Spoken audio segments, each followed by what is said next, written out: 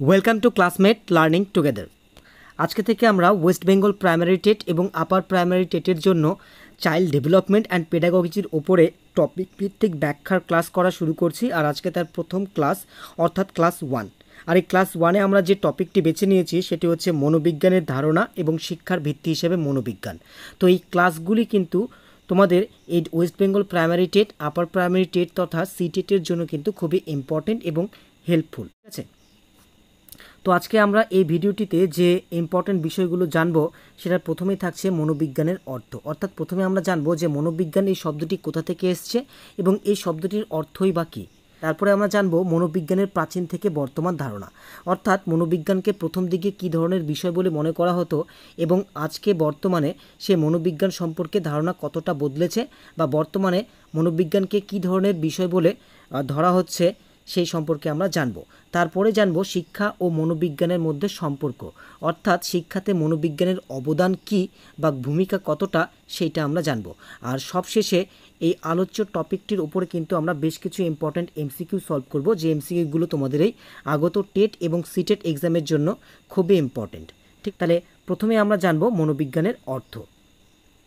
তো এই মনোবিজ্ঞানের ইংরেজি প্রতিশব্দ হলো সাইকোলজি। এটা তো আমরা সকলেই জানি। তবে এই সাইকোলজি শব্দটির উৎপত্তি কিন্তু দুটি গ্রিক শব্দ থেকে হয়েছে। আর এই দুটি গ্রিক শব্দ হচ্ছে সাইকি এবং লোগোস। এবার সাইকি এই শব্দটির অর্থ হচ্ছে সোল বা আত্মা, আর লোগোস এর অর্থ হচ্ছে সায়েন্স বা বিজ্ঞান। অর্থাৎ সাইকোলজি শব্দটির অর্থ হচ্ছে আত্মার বিজ্ঞান। আত্মার বিজ্ঞানই হলো মনোবিজ্ঞান।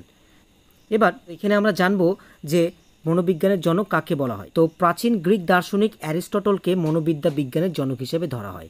তিনি তার ডি অ্যানিমা নামক গ্রন্থে প্রথম পৃথক বিজ্ঞান হিসেবে মনোবিজ্ঞানকে স্বীকৃতি দিয়েছিলেন। এই জন্যই কিন্তু অ্যারিস্টটলকে মনোবিদ্যা বিজ্ঞানের জনক বলা হচ্ছে। তাহলে এখান থেকে আমরা কিন্তু একটা এমসিকিউ পেয়ে গেলাম যে মনোবিজ্ঞানের জনক বলা হয় কাকে বলা হয়। আমরা একটু আগে জানলাম যে মনোবিজ্ঞানের জনক হচ্ছে অ্যারিস্টটল। তাহলে প্রশ্নের সঠিক উত্তর হচ্ছে আমাদের অপশন বি। এবার আমরা মনোবিজ্ঞানের প্রাচীন থেকে বর্তমান ধারণা সম্পর্কে জানব। তো অতীতে মনোবিজ্ঞান দর্শন শাস্ত্রের অংশ হিসেবে বিবেচিত হতো। ঠিক আছে, প্রথম দিকে তাহলে মনোবিজ্ঞানকে দর্শন শাস্ত্রের একটি অংশ বলে মনে করা হতো, কিন্তু বর্তমানে এই মনোবিজ্ঞানকে সমাজ বিজ্ঞানের একটি পৃথক বিষয় হিসেবে স্বীকৃতি দেওয়া হয়েছে। প্রথম দিকে তাহলে দর্শন শাস্ত্রের অংশ ছিল এবং বর্তমানে এটাকে সমাজ বিজ্ঞানের একটি পৃথক বিষয় হিসেবে বলা হচ্ছে। তো এই যে পরিবর্তনটা হলো, এই পরিবর্তনটা কিভাবে হলো সেটার সম্পর্কে কিন্তু আমরা একে একে জানব। তো এই যে মনোবিজ্ঞান, এই মনোবিজ্ঞানকে কিন্তু প্রথমে বলা হয়েছিল আত্মার বিজ্ঞান, তারপরেই বলা হলো মনের বিজ্ঞান, তারপরে বলা হলো চেতনার বিজ্ঞান এবং সবশেষে বলা হলো আচরণের বিজ্ঞান। এবার এই সমস্ত এই যে ধীরে ধীরে যে পরিবর্তন হলো, এই পরিবর্তন সম্পর্কে কিন্তু আমরা এবার বিস্তারিত জানব। তাহলে আত্মার বিজ্ঞান হিসেবে মনোবিজ্ঞান, তাহলে প্রথম দিকে কিন্তু মনোবিজ্ঞানকে আত্মার বিজ্ঞান হিসেবে বলা হয়েছিল। আর এই ধারণাটির উৎপত্তি ঘটেছিল প্রায় পঞ্চদশ শতাব্দীতে। এবার এই যে মনোবিজ্ঞানকে আত্মার বিজ্ঞান হিসেবে বলেছিলেন, এটা কিন্তু প্লেটো এবং অ্যারিস্টটল এই দুইজনে কিন্তু বলেছিলেন। এবার এই মনোবিজ্ঞানকে তাহলে প্রাচীনকালে দর্শনের একটি শাখা হিসেবে আখ্যা দেওয়া হয়। এটা আমরা একটু আগেও জেনেছি, এখনও জানলাম। ঠিক আছে, এইবার মনোবিদ মাহের মনোবিজ্ঞানের সংজ্ঞা দিতে গিয়ে বলেছেন যে মনোবিজ্ঞান হলো দর্শনের সেই শাখা যা মানুষের আত্মা নিয়ে আলোচনা করে। তাহলে প্রথম দিকে বা সুপ্রাচীনকালে মনোবিজ্ঞানকে কিন্তু বলা হয়েছিল আত্মার বিজ্ঞান। তবে এই ধারণাটি কিন্তু সর্বজন গ্রাহ্য বা বিজ্ঞানসম্মত হয়নি। এই ধারণাটি কিন্তু যথেষ্ট সমালোচিত হয়েছিল, কারণ এখানে সমালোচনা করে বলা হয়েছিল যে আত্মা কিন্তু একটি বিমূর্ত বস্তু বা ধারণা, আত্মাকে দেখা যায় না বা স্পর্শ করা যায় না, তাই আত্মা পর্যবেক্ষণ এবং পরীক্ষণযোগ্য নয়। অ্যাকচুয়ালি যে কোনো বিষয়কে বিজ্ঞান হতে গেলে তাকে কিন্তু প্রথমেই হতে হবে যে ওই বিষয়টা পর্যবেক্ষণযোগ্য এবং পরীক্ষণযোগ্য হতে হবে। ঠিক আছে, এইখানে আত্মা একটা বিমূর্ত বস্তু, এই আত্মাকে দেখাও যাচ্ছে না এবং স্পর্শ করা যাচ্ছে না, সেই জন্য আত্মা পর্যবেক্ষণ নয় এবং পরীক্ষণযোগ্যও নয়। সেই জন্য কিন্তু মনোবিজ্ঞানকে যে আত্মার বিজ্ঞান হিসেবে সংজ্ঞায়িত করা হয়েছিল সেটার বিজ্ঞানসম্মত হলো না। ঠিক আছে, এবং সর্বজন গ্রাহ্যও কিন্তু হলো না। তাহলে এখান থেকে আমরা যে এমসিকিউটা পাচ্ছি যে প্রথম দিকে মনোবিজ্ঞান নিম্নলিখিত কোন বিষয়ের অন্তর্ভুক্ত ছিল? দর্শনশাস্ত্র, সাহিত্য, বিজ্ঞান নাকি সমাজবিজ্ঞান? আমরা একটু আগে জানলাম যে প্রথম দিকে মনোবিজ্ঞানকে কিন্তু দর্শনশাস্ত্রের একটি অংশ হিসেবে মনে করা হতো। তাহলে প্রশ্নের সঠিক উত্তর হচ্ছে আমাদের অপশন এ।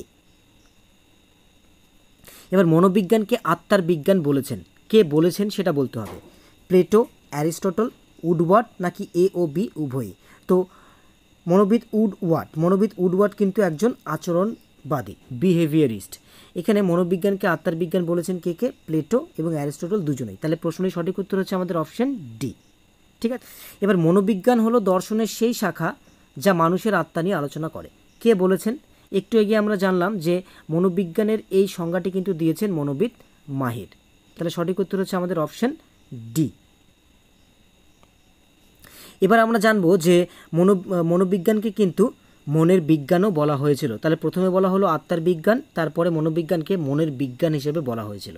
তো এই ধারণাটির কিন্তু উৎপত্তি ঘটেছিল প্রায় ষোড়শ থেকে সপ্তদশ শতাব্দীতে। ঠিক আছে, এই ধারণা অনুযায়ী মনোবিজ্ঞান হলো মনের বিজ্ঞান। তো কোন কোন মনোবিজ্ঞানকে মনের বিজ্ঞান বলেছিলেন? মনোবিদ Leibniz, Hobbes, Locke, Kant, Hume, এই সমস্ত মনোবিজ্ঞানীরা কিন্তু মনোবিজ্ঞানকে মনের বিজ্ঞান হিসেবে দাবি করেছিলেন। এই প্রসঙ্গে এবার মনোবিদ উইলিয়াম জেমস সংজ্ঞা দিয়ে বলেছেন যে মনোবিজ্ঞান হলো মানসিক প্রক্রিয়ার বিজ্ঞান। তারপর রেনে ডেকার্তে তিনি বলেছেন যে মনকে নিয়ে অনুশীলনকারী বিজ্ঞানী হলো মনোবিজ্ঞান। ঠিক, আবার এইদিকে মনোবিদ হবডিংয়ের মতে মনোবিজ্ঞান হলো মনের বিজ্ঞান, psychology is the science of mind. তবে ঠিক ওই আত্মার বিজ্ঞানের মতোই কিন্তু মনোবিজ্ঞান মনের বিজ্ঞান হিসেবে কিন্তু সর্বজন গ্রাহ্য হলো না। অর্থাৎ মনোবিজ্ঞান যে মনের বিজ্ঞান, এই ধারণাটি কিন্তু বিজ্ঞানসম্মত এবং সর্বজন গ্রাহ্য নয়। কেন?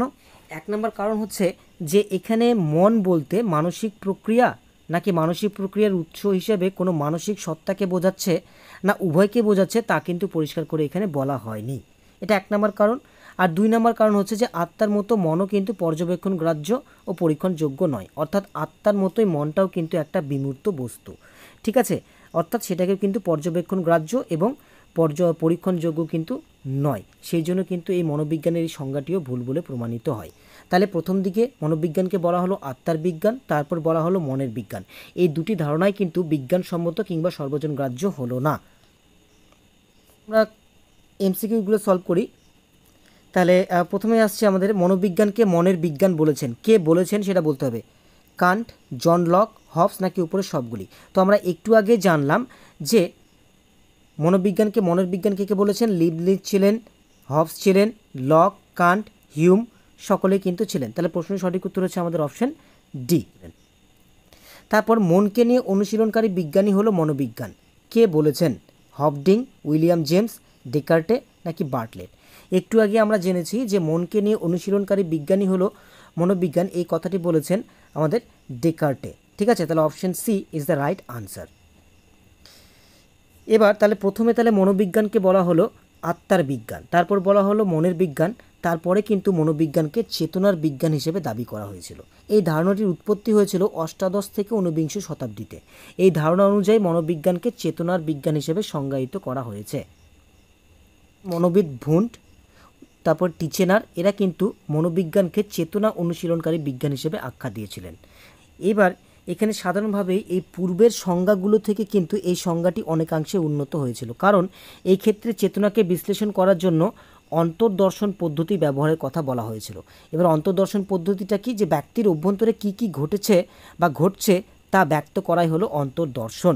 ঠিক আছে, যেহেতু এখানে চেতনাকে বিশ্লেষণ করবার জন্য অন্তর্দর্শন পদ্ধতি ব্যবহারের কথা বলা হয়েছিল, সেই জন্য কিন্তু পূর্বের দুটি সংজ্ঞা থেকে এই সংজ্ঞাটি কিন্তু একটু উন্নত হয়েছিল। তবে ওই আগের দুটো সংজ্ঞার মতোই কিন্তু এই সংজ্ঞাটিও কিন্তু সর্বজন গ্রাহ্য কিংবা বিজ্ঞানসম্মত হয়নি। এর কারণটা কি? কারণ হিসেবে প্রথম কারণ যেটা দেখানো হলো যে শুধুমাত্র চেতন মনই কিন্তু মন নয়, তার মধ্যে প্রাকচেতন এবং অবচেতন মনও কিন্তু ব্যক্তির মন তথা মনোবিজ্ঞানের অন্তর্ভুক্ত। ঠিক আছে, তাহলে শুধুমাত্র মনোবিজ্ঞান যে চেতন মনকে নিয়ে আলোচনা করবে এমনটা হতে পারে না, কারণ মনের মধ্যে প্রাকচেতন এবং অবচেতন মন আরও দুটো অংশ কিন্তু পড়ছে। তাহলে শুধু যদি চেতন মনকে নিয়ে আলোচনা করা হয় তাহলে সেই ক্ষেত্রে কিন্তু মনোবিজ্ঞানের এই সংজ্ঞাটা হয়ে যাবে আংশিক।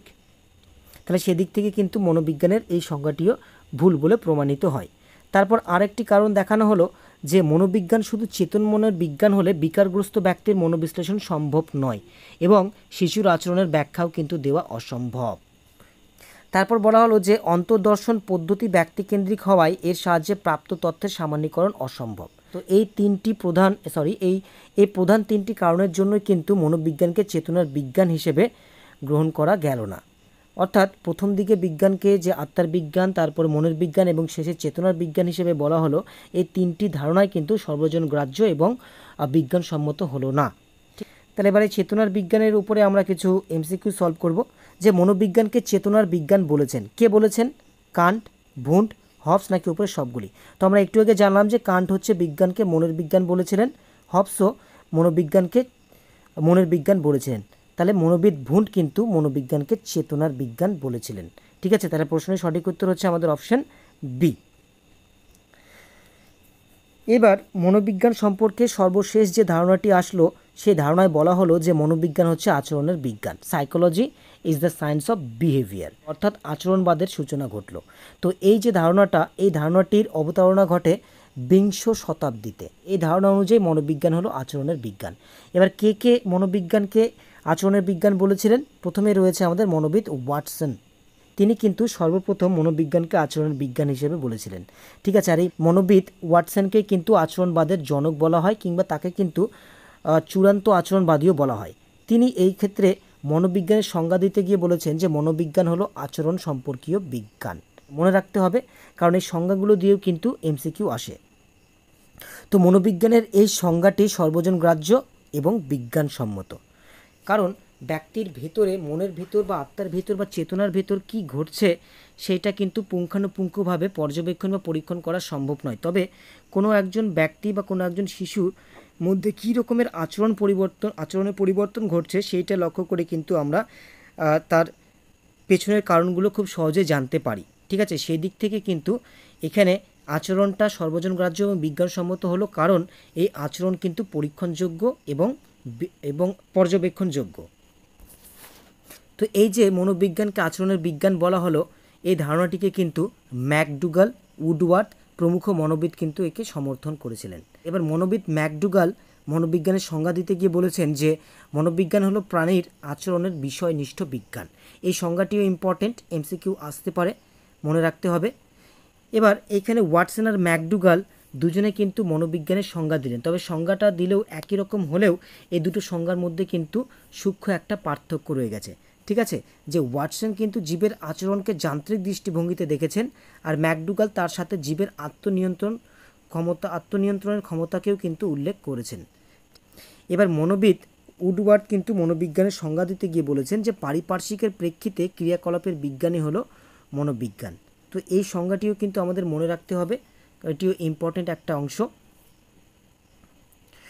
তো মনোবিজ্ঞানকে তাহলে আচরণের বিজ্ঞান বলেছেন, কে বলেছিলেন মনোবিজ্ঞানকে আচরণের বিজ্ঞান? এটা বলেছিলেন মনোবিদ ওয়াটসন। তাহলে option D is the right answer.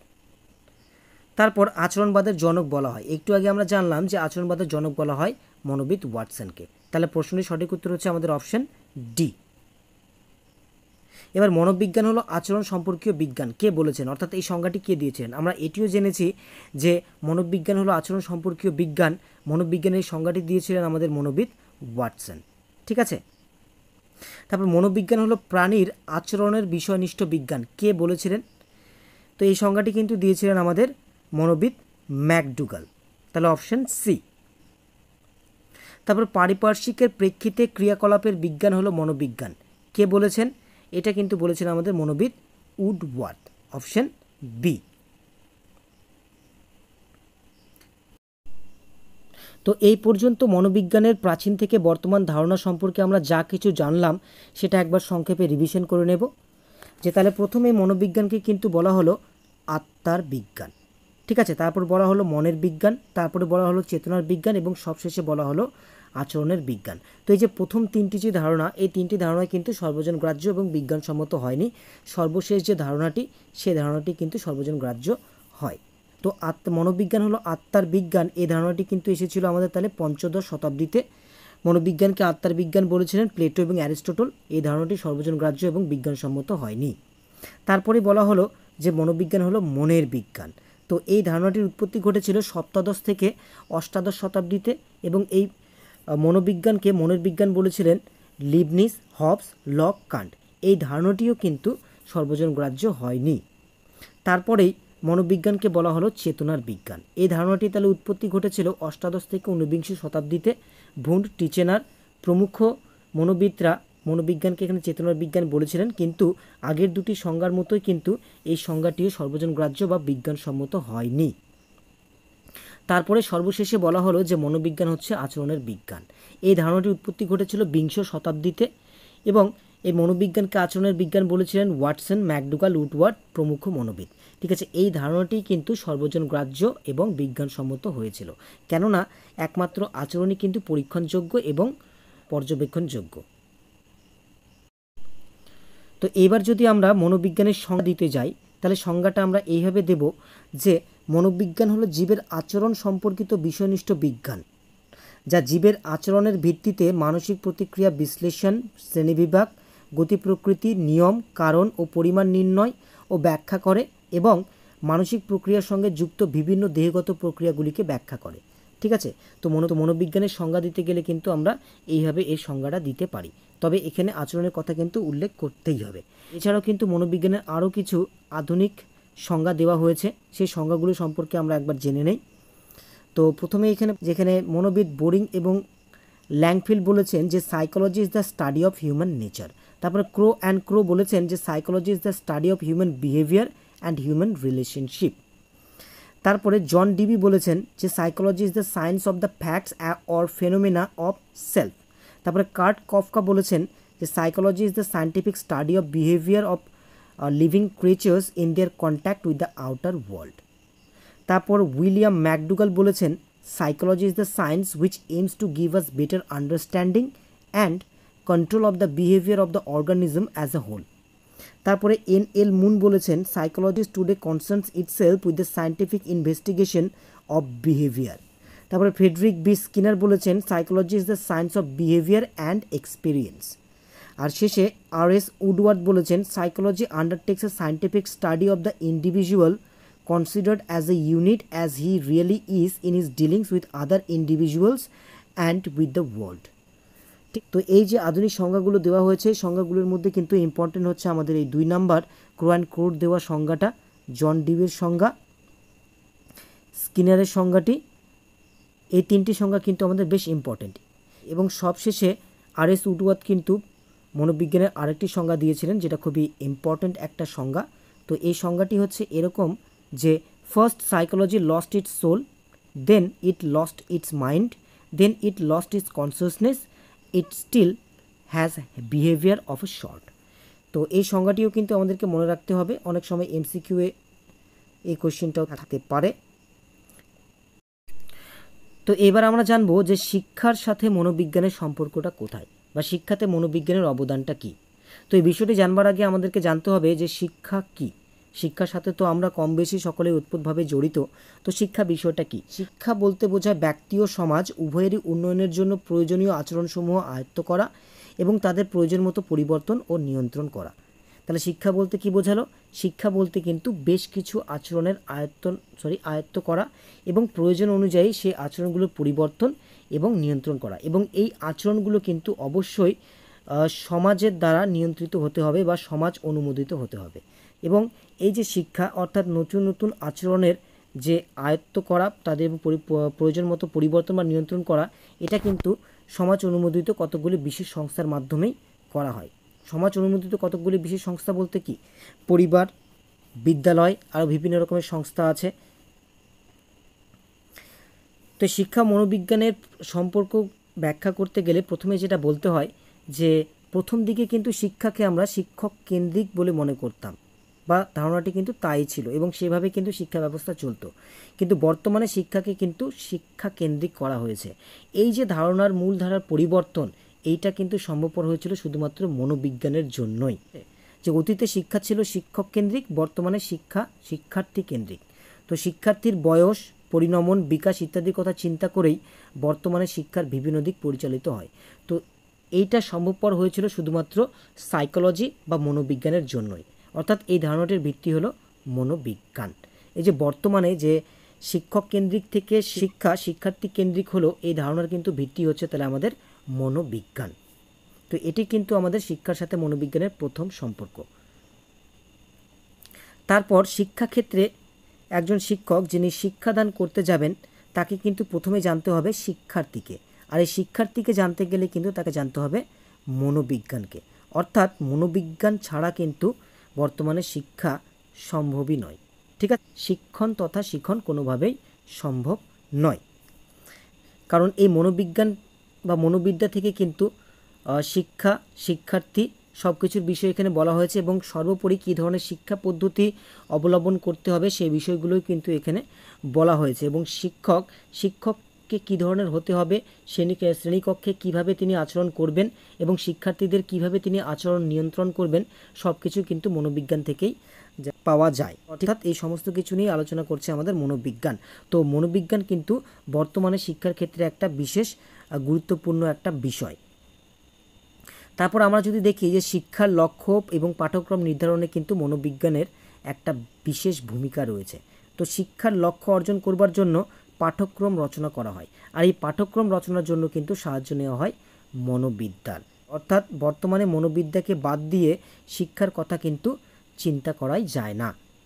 শিক্ষার সাথে তাহলে মনোবিজ্ঞান ওতপ্রোতভাবে জড়িত, আর এই শিক্ষার ক্ষেত্রে মনোবিজ্ঞানের গুরুত্ব কিন্তু বর্তমানে অপরিসীম।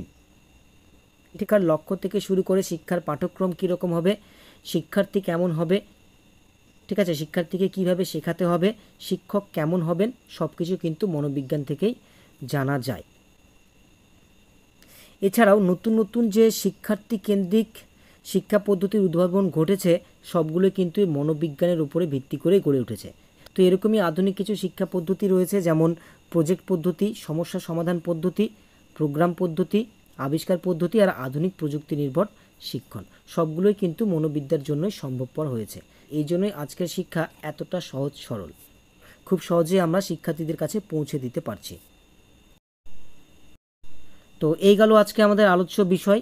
এবার আমরা বেশ কিছু এমসিকিউ সলভ করব। তো ফার্স্ট এমসিকিউ, যে প্রথম দিকে মনোবিজ্ঞান নিম্নলিখিত কোন বিষয়ের অন্তর্ভুক্ত ছিল? দর্শনশাস্ত্র, সাহিত্য, একটি স্বতন্ত্র বিষয়, নাকি ওপরে কোনোটি নয়? তো আজকে আমরা এই আলোচনায় জানলাম যে প্রথম দিকে মনোবিজ্ঞানকে কিন্তু দর্শন শাস্ত্রের একটি অংশ বলে মনে করা হতো। তাহলে প্রশ্নের সঠিক উত্তর হচ্ছে আমাদের অপশন এ। এবার কোশ্চেন নাম্বার 2, আধুনিক অর্থে মনোবিজ্ঞান হলো চেতনার বিজ্ঞান, আত্মার বিজ্ঞান, মনের বিজ্ঞান, নাকি আচরণের বিজ্ঞান? তো আধুনিক অর্থে মনোবিজ্ঞান হলো আচরণের বিজ্ঞান। তাহলে option D is the right answer. ঠিক আছে, তাহলে আধুনিক অর্থে মনোবিজ্ঞান হলো আচরণের বিজ্ঞান, আর বর্তমানে বা আধুনিককালে মনোবিজ্ঞানকে কিন্তু সমাজ বিজ্ঞানের একটি পৃথক বিষয় হিসেবে ধরা হয়। ঠিক আছে, মনে রাখতে হবে। তারপর নিম্নলিখিত মনোবিদদের মধ্যে কাকে চূড়ান্ত আচরণবাদী বলা হয়? একটু আগে আমরা জেনেছি যে চূড়ান্ত আচরণবাদী কিন্তু বলা হয় মনোবিদ ওয়াটসনকে। তাহলে প্রশ্নটি সঠিক উত্তর হচ্ছে আমাদের অপশন এ। ঠিক আছে, এই ওয়াটসনকে কিন্তু আবার আচরণবাদের জনকও বলা হয়।